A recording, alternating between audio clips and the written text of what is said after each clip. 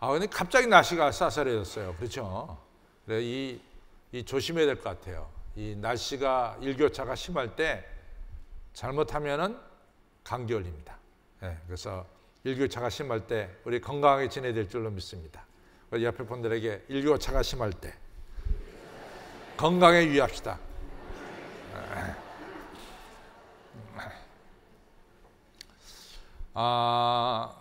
이 성경에는 이 장마다 좀 특별한 게 있어요. 그래서 요즘은 우리가 새벽 시간에 마태복음 13장을 하는데, 마태복음 13장은 그 천국에 대한 비유가 7가지나 나오고 있습니다. 그래서 마태복음 13장 하면은 천국의 비유 장이다 이렇게 보고, 또 누가복음 15장 하면은 잃어버린 자를 찾으시는 우리 예수님을 볼 수 있어요. 그래서 누가복음 15장에는 3가지 잃어버린 게 나옵니다.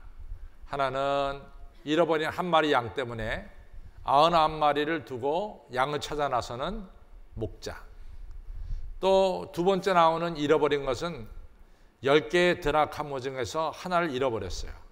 그래서 잃어버린 하나를 찾기 위해서 밤새도록 불을 켜고 방을 쓸고 구석구석 찾아내는 그 여인의 이 노력.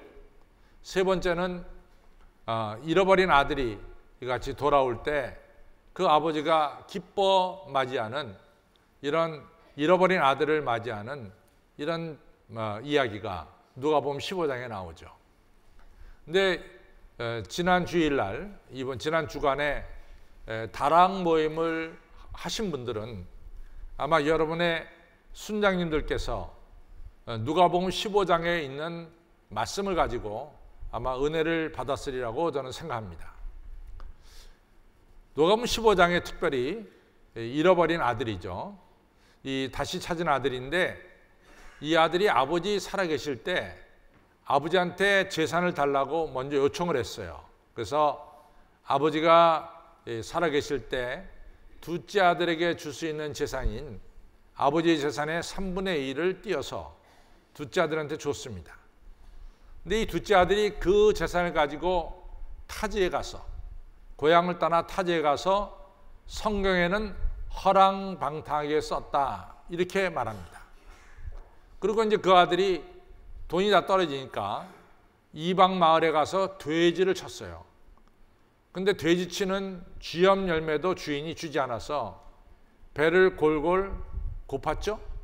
그러니까 이 아들이 내가 아버지 집에 가면 우리 품꾼들은 적어도 굶진 않는데 여기 와서 내가 굶는구나, 굶어 죽는구나 이렇게 생각하고 이 아들이 집으로 돌아갑니다. 아마 이 아들이 집에 돌아갈 때는 돼지를 치다 왔으니까 아마 돼지똥 냄새가 그 몸에 풍겼을 것 같아요. 뭐 그 당시에 옷이 몇 벌 있었겠어요? 그냥 입고 있는 단벌 옷이겠죠. 그러니까 돼지똥 냄새가 푹푹 풍기고, 또 지금 같아서는 아마도 이 아들은 카드비까지 지고 아버지께로 오지 않았을까, 이런 생각을 능히 해볼 수 있습니다. 근데 이런 아들을 아버지는 마치 뭐 개선장군이 입성하는 것처럼 달려가서 이 아들을 끌어안고 그리고 이 아들을 맞이합니다. 근데 이 아들이 뭐 잘한 게 많다고 말이죠. 아버지는 이 아들한테 먼저 새 옷을 입혔어요. 새 옷을. 아주 값비싼 옷을 입혔습니다. 두 번째로 이 아들에게 진귀한 반지, 아주 진귀한 반지를 이 아들에게 줬어요. 세 번째는 이 아들에게 이같이 좋은 신발을 신겼습니다. 아마도 제 생각에는 이 아들은 신발 없이 맨발로 집으로 왔을 거예요. 근데 아버지는 아주 좋은 신발을 주셨죠. 그래서 적어도 3가지 선물을 받았어요. 첫째는 옷, 좋은 옷을 받았고, 두 번째 뭡니까? 값비싼 반지를 받았고, 세 번째로는 신발을 받았습니다. 그러고 나서 이제 아버지는 거기서 끝난 것이 아니라 이 살진 송아지를 잡아가지고 이 아들이 왔다고 아주 그냥 잔치를 벌인 거예요. 큰아들이 밭에서 일하다가 집 가까이 와보니까 집에 뭐 뭐 큰 잔치가 열렸어요. 그래서 종에게 야, 우리 집에 무슨 일이 있냐? 그랬더니 종이 하는 말이 당신의 동생 집 나간 아들이 저렇게 돌아왔다고 말이지. 아버지께서 살진 송아지 잡아가지고 지금 사람들 불러다가 잔치를 벌이고 있습니다. 큰아들이 이해가 안 됐어요. 이해가 안 됐습니다. 아니 집 나간 아들이 이 재산 다 탕진하고 돌아오면은 아마 그거에 대한 무슨 이 반성문을 쓰게 한다던가 이만한 재산을 네가 정신없이 나가서 다 썼으니까 네가 왜 실패했는가 그 실패에 대한 것에 대해서 한번 반성문을 써라. 그리고 네가 집 나간 것에 대해서 아주 잘못됐으니까 그 잘못된 것에 대한 너 좀 벌 좀 받아야 되지 않느냐. 이런 정도로 이 큰아들이 생각했죠. 그런데 큰아들의 생각과는 정반대로 아버지는 이 집 나간 아들 재산 다 탕진하고 지금 같으면 빚까지 지고 들어온 아들한테 뭐 잘했다고 말이지. 그 아들한테 새 옷 입혀주고 손에 반지를 껴주고 신발을 신겨주고 살진 송아지 잡아서 잔치를 벌여주고 큰아들은 몹시 아버지 하는 일에 못마땅했어요. 그러니까 그 잔치 자리에 안 들어갔죠. 그러니까 아버지가 나와서 큰아들을 야, 너 왜 안 들어가냐? 아버지 말이 됩니까? 아버지 재산을 다 창기함께 다 써버린 이 아들을 갖다가 이렇게 맞이하는 게 이게 정상입니까? 이게 비정상 아닙니까? 그 아들 그게 잘못했으면 헛간 같은 데 보내가지고 한 3일 정도 거기서 헛간에서 지내면서 반성문 쓰게 해야지. 이게 뭡니까 말이야. 또 아버지 이거 너무 불공평합니다. 내가 아버지 집에서 아버지 명을 어긴 적이 없는데 아버지는 한 번도 염소 새끼라도 줘서 친구들하고 먹도록 나한테 허락한 적이 있습니까? 근데 이 아들한테는 집 나간 아들 재산 다 탕진한 아들한테는 왜 살진 송아지 잡습니까? 이러면서 막 아버지한테 따졌어요. 근데 아버지가 큰아들의 등을 두들기면서 야, 이 사람아 내 재산이 다 네 재산이 아닌가? 그리고 저 아들은 죽었다가 살아난 아들이 아닌가? 그러니까 저 아들을 내가 죽었다 살아난 아들 보고 내가 기뻐하는 거 아버지로서 당연한 거 아니냐? 이러면서 이제 그 분위기를 마무리 졌죠. 성경은 거기서 끝나요. 근데 저는 오늘 성경 끝난 뒤에 얘기를 좀 하고 싶어서 그런 거예요. 여러분들 큰아들하고 작은아들하고 성경에는 안 나와. 성경 거기까지만 나오니까 그 다음에 잘 지냈다고 생각합니까? 아니면 잘 지내지 못했다고 생각합니까? 성경 안 나오니까 틀리고 맞는 것도 없어. 그냥 자신 있게 얘기하면 돼. 성경 안 나오니까. 그 이후에 이 큰아들하고 작은아들하고 서로 사이좋게 형제간의 정을 나누면서 잘 지냈으리라고 생각하시는 분 한번 손 들어봐. 잘 못 지냈으리라고 생각하는 분 손 들어봐요. 다 맞아. 성경 안 나오니까. 근데 이제 제가 추측해 보면은 큰아들이 영 속이 편하지 않은 거야.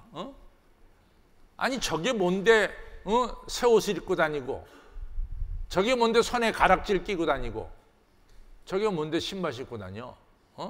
그러니까 심술이 좀 난 거죠. 그래갖고 하루는 이 동생을 보고 야, 참 옷 멋있다. 아버지가 좋은 옷 줬네. 나는 그런 옷 입어보지도 않았는데. 근데 야, 너 이 오른편에 얼룩 졌어, 얼룩. 너 그 아버지가 준 옷에 그렇게 얼룩 찌고 다니면 되겠어? 너 아버지가 그거 보면 너 섭섭하게 생각할 거다. 그러니까 너 빨리 그 얼룩 지워버려. 그러니까 이제 작은 아들이 보니까 옷 입다 보면 얼룩 질 수도 있는 거 아니겠어요? 근데 그냥 형을 딱 집어가지고 너 얼룩 졌어. 그러니까 이제 작은 아들이 야, 얼룩 지워야 되겠다. 근데 그 다음 주일날 또 큰 아들하고 작은 아들하고 만나게 되니까 큰 아들이 야, 반지 줬네. 야, 멋있는 반지 아버지가 주셨네. 야, 근데 아버지가 준 반지는 엄지손가락에 껴야 돼. 엄지손가락에. 그 이런 데 끼는 거 아니야. 엄지, 첫 번째 엄지에다 껴야 돼. 아버지가 주신 거니까. 형님, 그 반지가 엄지에는 안 맞는데요. 야, 안 맞으면 맞게 해야 될 거 아니야. 맞게. 안 들어가요. 안 들어가면 네 손을 자르든지 아니면 반지를 늘리든지 해서 엄지손가락에 끼워야지. 왜 다른 데 끼고 다녀? 그 아버지가 주신 거야. 얼마나 귀한 건데. 동생이 아무리 노력해도 엄지에는 안 들어가는 거야. 또 그 다음 주일날쯤 이렇게 형이 동생을 보니까 야, 신발 좋다. 좋은 신발 신었네. 근데 왜 끈을 그렇게 느슨하게 매냐? 아버지가 준 신발은 끈을 바짝 매고 그러고 다녀야 돼. 얼른 끈 다시 매라. 그러니까 동생이 끈을 다시 맸어요. 동생 마음속에는 이 형이 자꾸만 시비를 거니까 형의 말이 맞는 것 같기도 해. 왜냐하면 아버지가 준 옷은 좋은 옷인데 얼룩지게 하고, 그러니까 아버지가 준 선물은 이 엄지손가락에 넣어야 되는데 자기 엄지손가락이 굵어서 안 들어가고, 또 자기 습관에 이 신발을 꽉 매는 훈련이 없어가지고 가끔 느슨하게 매고, 참 아버지가 나에게 베푼 은혜에 대해서 이 작은 아들이 제대로 잘 못하는 것 같은 그런 느낌을 가지게 됐습니다. 형이 하도 찔러대니까. 그러니까 아버지가 이 작은 아들을 만나러 오면 작은 아들은 뭔가 죄송스러워가지고 아버지를 잠깐 피하는 거야. 아버지한테 준 거, 아버지한테 선물 받은 걸 내가 제대로 못한 것 같은 느낌이 드니까 피하게 되는 거예요. 뭔가 여기 문제가 생겼어요. 아버지는 이 작은 아들에게 은혜를 계속해서 붓고 싶은데 작은 아들은 큰 아들한테, 형님한테 여러 가지 지적받다 보니까 아버지한테 뭔가 잘못한 것 같아서 잠깐 피하게 된단 말이죠. 이러한 이야기가 성경에 있을까요, 없을까요? 성경에 없죠. 근데 비슷한 얘기는 성경에 있어요. 여러분들 이 빌립보서 2장 3절에 보면 사도 바울이 뭐라고 했냐면, 여러분들 개들을 상가고 행악자들을 상가고 손할례당을 상가라 이랬어요. 무슨 얘기냐면은 이방인들이 예수님 믿어서 구원받았죠. 이방인들이 예수님 믿어서 구원받았어요. 그래서 하나님의 자녀가 됐다고, 교회의 일원이 됐다고. 근데 유대인 크리스찬들이, 유대인이면서 예수 믿는 크리스찬들이 이방인들에게 그러는 거야. 니네 구원은 그렇게 받는 게 아니야. 할례 받아야지, 할례. 할례 받아야 구원을 받는 거야. 그러니까 자네들은 할례 받아야 돼. 이렇게 얘기하는 거예요.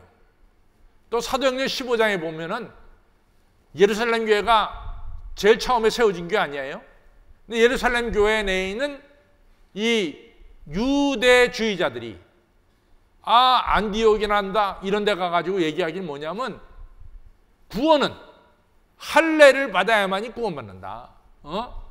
너희들 뭐 예수 믿고 그 십자가의 은혜로 구원받는다 그랬는데 거기에 플러스 너희들 다 할례 받아야 돼. 이러면서 은혜로 말미암아 구원받은 사람들에게 은혜 플러스 율법을 갖다가 율법을 지켜야 되고 할례를 받아야 된다라고 짐을 지우기 시작했어요. 그래서 은혜로 말미암아 구원받은 이 은혜의 역사를 가로막는 이런 일들을 저질러 왔다 그 말이에요.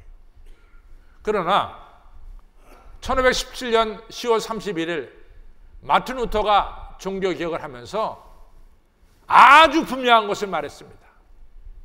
여러분과 저가 구원받은 것은 어떻게 구원받았어요? 십자가의 은혜로 구원받았어요.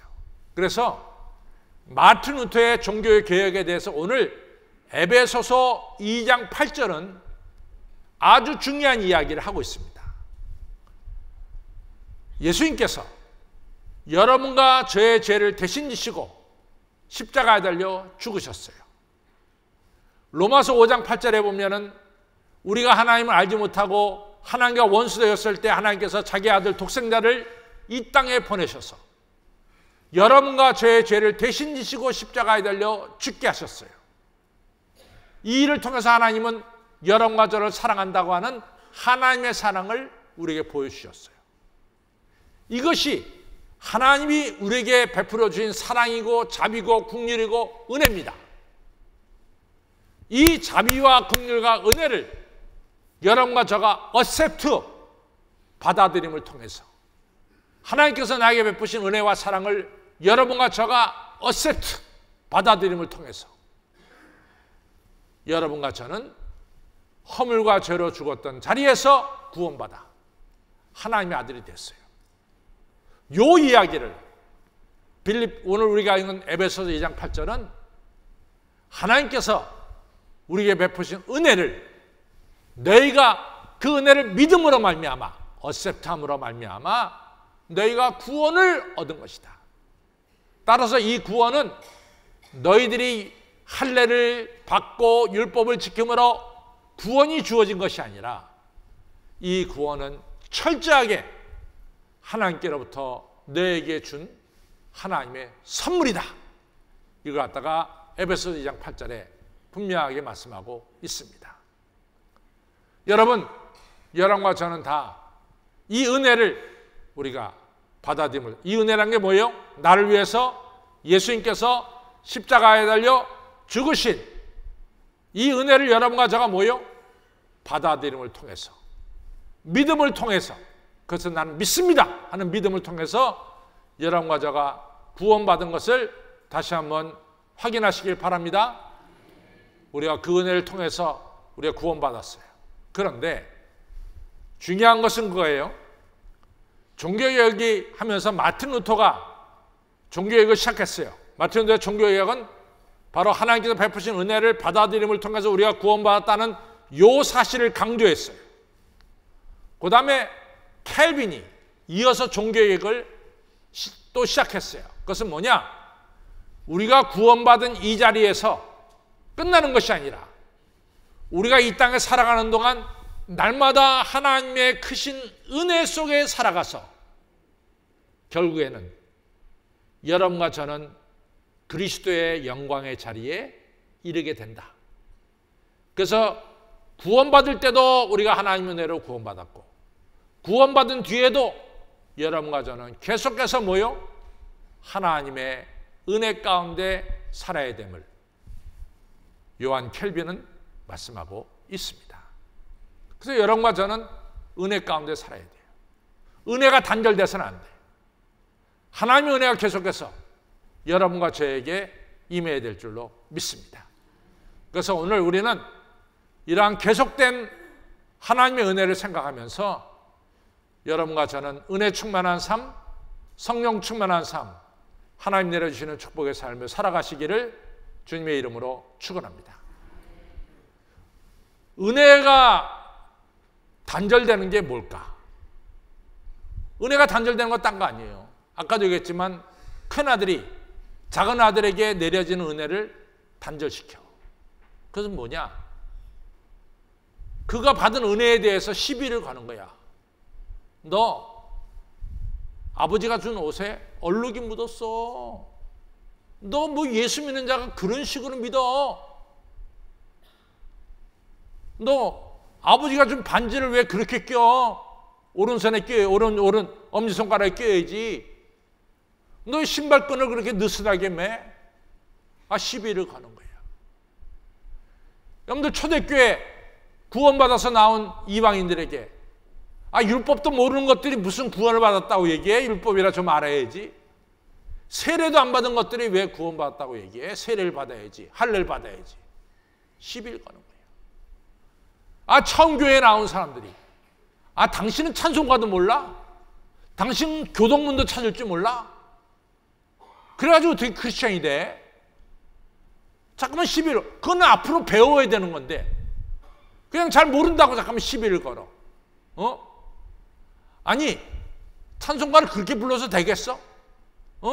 기도를 그렇게 해서 되겠어? 잠깐만 은혜 가운데 살려가는 사람들에게 이같이 율법주의자들은 그 갖다 시비를 걸기 시작하는 거죠. 은혜의 단절을 시키는 거죠. 하나님은 여러분과 저에게 여러 가지 축복을 주셨어요. 우리가 주님의 살과 피를 나누는 성찬 예식을 거행하게 했어. 그랬더니 처음 세례받고 앉아있는 사람, 오늘 처음 성찬식 받는 사람한테 어떤 사람이 가서 얘기합니다. 당신 오늘 처음 성찬식 받는 거지? 네. 처음 받아도 돈 내야 돼. 돈 내고 뭐 하다. 언제 누가 돈 내라 그랬어, 거기다가. 그건 자기가 붙인 얘기예요. 하나님께서 여러분 가족에게 성령의 능력을 주셨어요. 우리는 성령의 능력을 받아야 돼. 우리 하나님께서 여러분 가족에게 보트를 주셨는데 모터가 달린 보트를 준 거야. 모터가 뭐예요? 성령의 능력이야. 우리는 성령의 능력으로 살아가면 힘있게 살아갈 수 있어. 좀 더 신앙생활을 열심히 할 수 있어. 근데 야, 성령 같은 거 찾지 마. 네가 노를 져가지고 보트를 져야지 말이죠. 무슨 성령의 능력으로 그런 거 하지 마. 다 네 노력으로 해야 되는 거야. 자꾸만 은혜를 단절시키는 거라고. 여러분, 이러한 모든 것들은 우리가 하나님께 받는 은혜를 단절시키는 하나의 예입니다. 그러나 분명한 것은 우리가 은혜 가운데 살아가고 있음을 기억하시길 바랍니다. 오늘 우리가 읽은 에베소서 2장 1절로부터 10절은 너무 중요한 얘기야. 2장 1절, 너희들은 허물과 죄로 죽었다. 허물과 죄로 죽었다.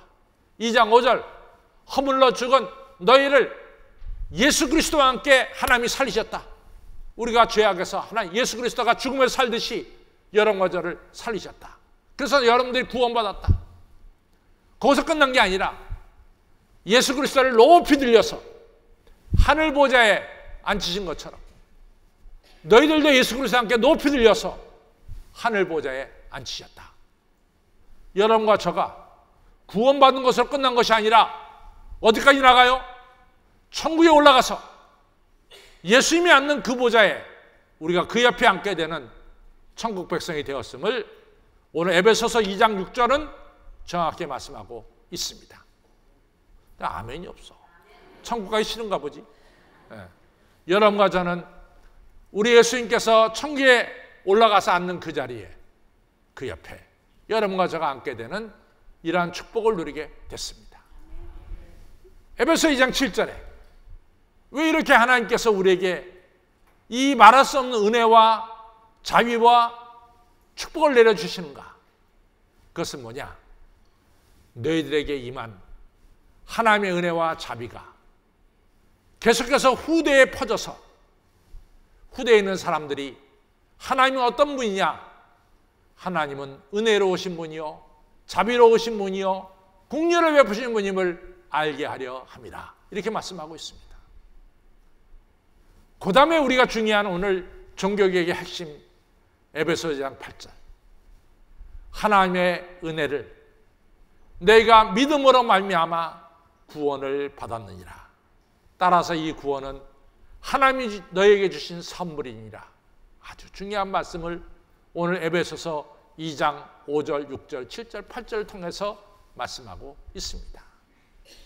사랑하는 성도 여러분, 하나님의 은혜로 말미암아 우리가 구원받았어요. 여러분과 저는 하나님의 은혜로 말미암아 천국에 올라가서 영광의 자리에 앉게 됨을 믿으시기를 바랍니다. 왜 하나님이 나에게 이러한 은혜를 베풀었는가? 여러분들, 요셉이 애굽 나라의 노예로 팔려갔어요. 보디발 집에서 일해. 근데 보디발이 보니까 이상한 거라. 우리 집에 와서 일하는 저 노예, 저 요셉이 하는 일은 모든 게 잘 돼, 형통하게.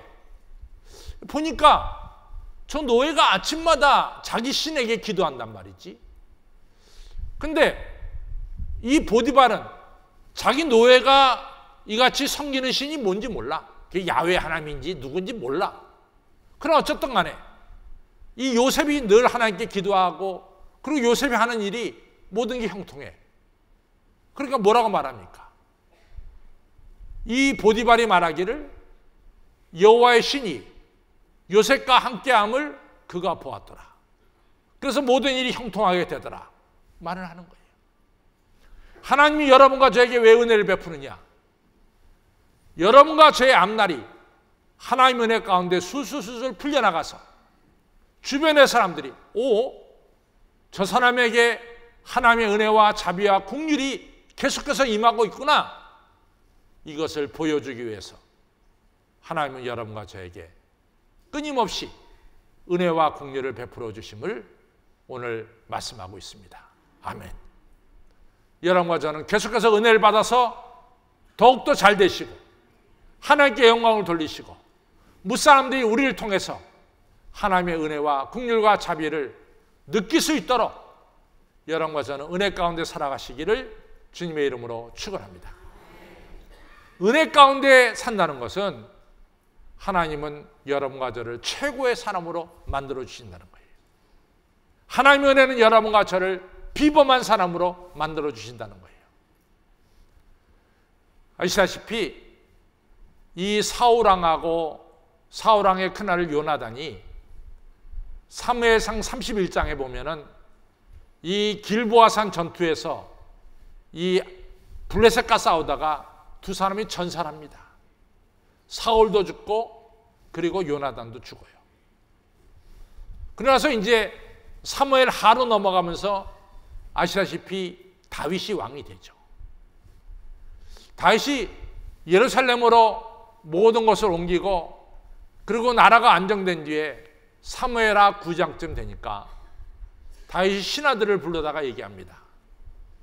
내가 쫓겨다닐 때, 사울에게 쫓겨다닐 때 내가 사울의 아들 요나단과 약조한 게 있다. 그것은 내가 사울의 집안 식구들을 돌봐주겠다고 내가 약속했다. 사울의 집안 식구 중에 누가 남아있는 자가 있냐? 이러면서 물어봅니다. 내가 돌봐줘야 된다. 그랬더니 이 요나단의 종이었던 시바라고 하는 자가 나서더니 왕이요, 한 명 살아있습니다. 누가 살아있느냐? 요나단의 아들 무비 보셋이 살고 있습니다. 그러냐? 무비 보셋 어디 있느냐? 로드발이라는 데 있습니다. 로드발은 이스라엘 땅에서 가장 외진 곳입니다. 우리가 삼수갑산을 간다 그러잖아요. 가장 외진 곳이에요. 가장 외진 곳. 정말로 외진 곳이에요. 그것이 로드발이에요. 가장 못 사는 사람들이 사는 것이 로드발이에요. 거기에 무비보셋이 사는 거예요. 로드발에 있어요. 그러니까 로드발 하면 어이구 저 구석, 로드발은 어머 저 못 사는 것, 그게 다 일반적인 얘기입니다. 바로 거기에 요나단의 아들 무비보셋이 살고 있습니다. 그래. 그러면서 이제 시바가 더 얘기하는 거예요. 사울왕이 죽던 날, 사울왕의 아들 요나단이 죽던 날, 유모가 이같이 이 무비보셋을 데리고 급히 나가다가 무비보셋을 그만 땅에 떨어져 스트레스. 그때 무비보셋이 두 다리가 골절됐습니다. 그러니까 그 당시에 다리가 골절되니까 급하니까 다리를 고치지 못한 거죠. 그 두 다리를 잘 못 씁니다. 그러냐? 어쨌든 간에 무비보셋을 당장에 데려와라. 그래서 무비보셋이 저 로드발 가장 처진 곳에서 예루살렘 다윗의 왕궁으로 옮겨지게 됐어요. 다윗이 말합니다. 너는 이제부터 왕자야. 여기 큰아들 암논이 밥 먹고 있고, 압살롬이 내 아들 밥 먹고 있고, 솔로몬이 밥 먹고 있는 이 상에서 너도 똑같이 밥 먹는다. 넌 내 아들이야. 다윗 왕이 무비보셋을 왕자로 세웠어요. 사울 왕이 가지고 있던 모든 재산을 이 무비보셋에게 다 줬어요. 네 것이다. 무비보셋이 졸지에 출세했어요. 저 외진 것, 로드발. 아버지가 왕의 아들이고 할아버지가 왕일 때는 무비보셋이 그런 대로 괜찮았어. 할아버지 죽고 아버지 죽으니까 누구도 무비보셋을 알아보지 못하는 거예요. 그냥 그러니까 저 못 사는 곳에, 처진 곳에서 지냈어. 근데 이런 무비보셋을 다윗이 불러내가지고 예루살렘 왕국에서 왕자의 하나로 지내게 됐습니다. 무비보셋이 졸지에 출세했어요. 이제 무비보셋 누구도 무시 못해. 왜? 다윗 왕의 왕자가 됐으니까. 그 신분이 뭐요? 수직 상승됐어. 그냥 위로 올라갔어요. 누구의 은혜로? 다윗의 은혜로 올라간 거예요. 은혜는 우리를 수직 상승시킵니다. 수직 상승시켜. 은혜는.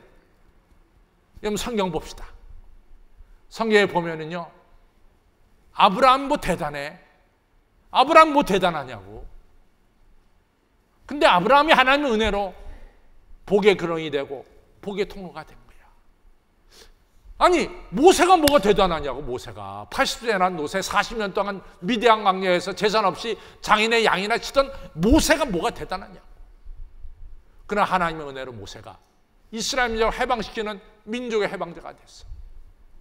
아, 다윗이 뭐가 대단해? 다윗이 이새의 8번째 아들이에요. 사무엘이 베들레헴에 왔을 때 이새는 8번째 아들은 생각도 안 했어. 엘리야 뭐 이런 큰 아들, 둘째 아들, 셋째 아들만 생각했다고. 근데 그 기라성 같은 첫째 아들, 둘째 아들, 셋째 아들, 7아들 다 제끼고 밭에서 양을 치던 이 다윗을 불러다가 하나님 기름 수직 상승시켰어. 다윗을. 제가 늘 말하지만 기드온이 뭐 대단해? 미디안 족속이 무서워가지고 말이지. 포도즙 틀에서 이 이삭이나 출세하는 이 겁쟁이 기드온이 뭘 대단하냐고. 그러나 하나님이 그에게 은혜를 베풀어서 이스라엘을 미디안의 손에서 건져내는 구국공신으로 만들어 세웠잖아요. 아, 신약에 와서 베드로가 뭘 대단해? 베드로가 내세울 게 뭐 있어요? 그냥 뭐 갈릴리 호수에서 그날 고기 잡아서 지내는 그냥 어부에 불과했지. 근데 우리 예수님이 베드로를 은혜를 베풀어서 수제자로 만들었잖아요. 사도 바울, 그 사람은 기독교의 적이야. 스데반 죽이고 얼마나 기독교를 박해했어. 그러나 예수님 불렀어요. 그러니까 사도 바울은 나는 죄인 중에 괴수다, 나는 폭행자여 회방자여 핍박자였지만 예수님의 국리로 말미암아 내가 이같이 복음을 전파하는 자가 됐다. 자기의 임한 은혜를 알아. 사도 바울 얼마나 수직 상승 대단한 사람이 됐습니까? 은혜는 우리의 신분을 수직 상승시킨다. 아멘. 다시 한번, 은혜는 우리의 신분을 존귀하게 만들어주시고 비범하게 만들어주신다. 아멘. 이 은혜가 아브라함과 모세와 다윗에게만 임했나? 여러분에게는 안 임했어? 여러분은 은혜로 존귀한 자가 안 됐어요? 왜 대답들을 안 해? 여러분은 안 된 것 같아. 여러분은 안 됐어요? 나는 됐어. 나는 됐어요. 나는 하나님의 은혜로 존귀한 자가 됐습니다. 나는 언제나 그걸 믿고 있어. 하나님의 은혜로 나는 존귀한 자가 됐어요. 나만 됐냔 말이지. 서장님 안 되셨어? 아멘. 역시 우리 서장님이 대한민국을 지킨 훌륭한 군인이었습니다. 역시 달라. 확실해야 돼. 하나님은 입으로 시인하는 자에게 복의 복을 다해 주신 줄로 믿습니다. 다시 한번 우리 고백합니다. 나는 하나님의 은혜로 나의 신분이 수직 상승됐습니다. 아멘. 근데 왜 하나님이 이렇게 여러분과 저에게 은혜를 베풀어 주실까? 왜 여러분과 저를 존귀한 자로 만들고 하나님의 아들, 딸로 만들어 천국 백성으로 만들어 주실까? 그 목적이 있을 거 아니에요. 그 목적이 바로 오늘 에베소서 2장 10절에 있습니다. 2장 10절을 한번 띄워보시기 바랍니다. 2장 10절 우리 같이 읽습니다. 시작. 우리는 그의 만드신 바라 그리스도 예수 안에서 선한 일을 위하여 지으심을 받은 자니 이 일은 하나님이 전에 예비하사 우리로 그 가운데서 행하게 하라 하십니다. 여러분과 저에게 왜 은혜와 자비와 축복을 베풀어? 이유는 하나야. 선한 일 하라고 부른 거예요. 선한 일. 여러분과 저는 선한 일 하라고 하나님이 은혜를 베풀어 주신 줄로 믿습니다. 우리에게 선한 일 하라는 거예요. 근데 사실은 이 선한 일을 어떻게 해야 되느냐? 참 이게 쉽지 않아요. 지금부터 100년 전에 있었던 일인데 100년 전에 그 스코틀랜드에 한 해안가에서 말이죠. 그 식당이 하나 있는데 그날 어부들이 나가서 고기 잡아가지고 이제 고기 잡은 거 팔 거 팔고 집에 가져갈 거 가져가고 하루의 수고를 끝내고 식당에 앉아서 뭐 이 사람들이 음식을 먹으면서 오늘 자기들이 어떻게 고기를 잡았나 자기들의 한 일을 갖다 서로 나누는 시간이었어요. 식당에서 이제 나누는데 어느 한 어부가 자기 얘기를 하는 거야. 여봐, 내가 오늘 생전에 큰 고기를 잡았잖아. 어마어마하게 큰 고기를 잡았잖아. 근데 이 물고기가 얼마나 힘이 센지 내가 결국 놓쳤어. 이제 이 얘기를 하는 거야. 안타깝다고. 이제 그러면서 이제 다 음식을 시켰어. 누구는 피시앤칩을 시키고, 누구는 뭘 시키고, 다 햄버거 시키고, 다 시키고, 누구는 또 맥주 시키고, 누구는 소다, 사이다 시키고, 콜라 시키고, 다. 그러니까 이제 여자 종업원이 큰 쟁반에다가 이 콜라도 가져오고, 맥주도 가져오고, 햄버거도 가져오고, 피시앤칩도 가져오고, 이제 갖다 주려고 딱 들고 가는 거야. 들고 가는데 이 어부가 글쎄 내가 큰 고기를 잡았잖아. 접시를 팡 쳐버렸어요. 접시에 들었던 콜라, 맥주 이런 것이 다 흰벽에다 다 불러. 흰벽이 그냥 순식간에 이 콜라 물로, 사이다 물로, 맥주로 그냥 지저분해졌어. 주인이, 식당 주인이 이렇게 보고, 아니 저거 지난 주일날 페인트 칠했는데 어떡하지? 한심한 거야, 한심한 거. 아이고, 야, 한심하지 뭐. 그것도 어부가 그냥 기분 좋았고 소리치는데 또 그냥 종업원은 정신없이 가져가다 부닥친 건데 이게 무슨 의도된 것도 아니고. 그러니까 그냥 주인은 또다시 칠해야 되겠구만 이러고 있는데 어느 신사가 나타나더니 주인장, 내가 저 벽을 해결해 드리겠소.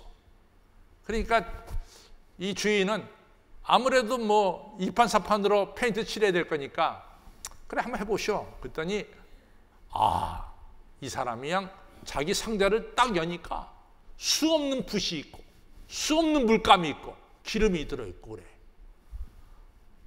화가야, 화가. 이 사람이 전문 화가야.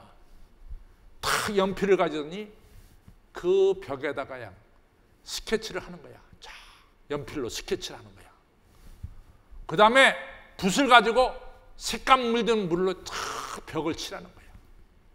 한 3시간 지나니까 뿔이 이렇게 달린 기가 막힌 이 노루를 갖다 그려놓은 거야. 기가 막힌. 너무 멋있어, 너무 멋있어. 세상에 그런 아름다운 그림이 없어.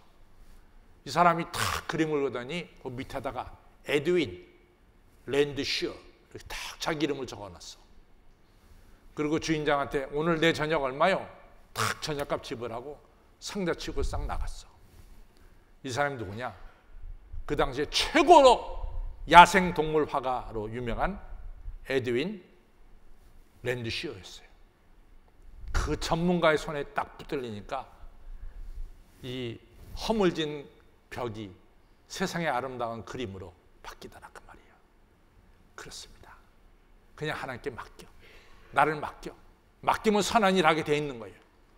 맡기시길 바랍니다. 그냥 하나님께 맡기면 선한 일 하는 거야. 내가 하다가 넘어지는 경우가 많아.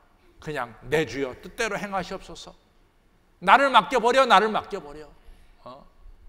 오늘도 너는 아침에 일어나서 그렇습니다. 하나님 오늘 하루를 주님께 맡깁니다. 내 주여 뜻대로 행하시옵소서. 주님이 저를 사용하셔서 주님의 뜻을 이루어 주옵소서. 선한 일하는 종으로 만들어 주시고 하나님 영광 돌리는 종으로 만들어 주옵소서. 왜? 난 내 힘으로는 자신이 없어. 정말 자신이 없어. 그러나 하나님의 능력의 손에 붙잡힐 때는 여러분과 저는 능히 선한 일을 하고도 하나님께 영광을 돌리게 될 줄로 믿습니다. 맡기세요, 맡기세요. 내 주여 뜻대로 행하시옵소서. 맡기세요. 주 앞에 맡기세요. 나는 주의 것입니다. 주님 맡아 주관하세요. 내기해 보자고. 여러분들 힘으로 살겠다는 사람과 나처럼 예수님의 힘으로 살겠다는 사람하고 종점에 가서 누가 잘 될 것 같아? 100% 내가 잘 돼. 100% 내가 잘 돼. 저는 확신하고 있어요. 하나님의 은혜로 사는 자는 여러분과 저는 선한 일 하면서 영광 돌리며 살게 될 줄로 믿습니다. 맡기시길 바랍니다. 오늘 명절 마지막 날은 큰 날이었어요. 10월 28일 마지막 주일은 큰 날이야. 누구든지 목마른 자들은 다 내게로 오라. 내게 와서 생수를 마셔라. 너희 속에 샘물이 터질 것이다. 여러분, 오늘 거룩한 주일날 예배드릴 때 우리 주님 내려주시는 은혜를 이 시간 충만히 받으시길 바랍니다. 그냥 찔끔찔끔 받지 말고 마음 말짱히 오고 내 아버지여 목마른 나의 마음에 생수를 부어주시고 은혜를 부어주옵소서. 여러분과 제가 은혜 충만, 성령 충만 받아서 선한 일에 힘쓰는 자 되며 하나님께 영광 돌리는 이러한 하나님의 귀한 사람들이 되기를 주님의 이름으로 축원합니다. 다 같이 일어나서 찬송가 486장 부릅니다.